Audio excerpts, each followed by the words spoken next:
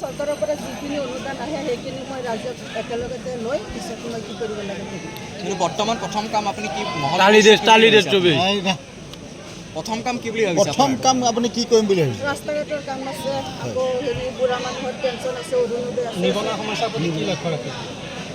নিবনুৱা সমস্যা সমাধান কৰা হ'ব।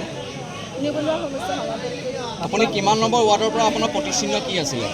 মই 1 নং ৱাৰ্ডৰ পৰা 25 নং অটো ৰিক্সা আছে। আপোনাৰ প্ৰতিচিহ্ন কি আছিলে? 31 নং ধনিয়াপেটি পঞ্চায়ত।